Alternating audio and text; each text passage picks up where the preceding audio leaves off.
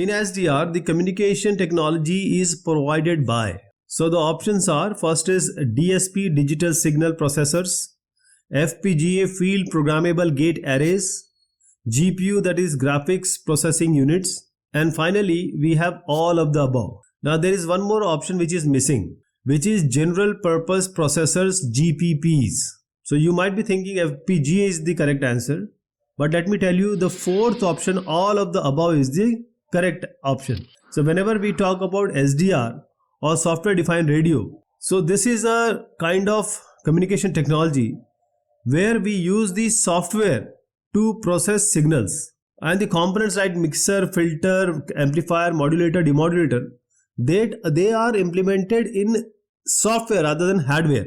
So when we talk about the computation, in a normal computer system we have different processing system, that is the high visualization is a work of the graphic processor.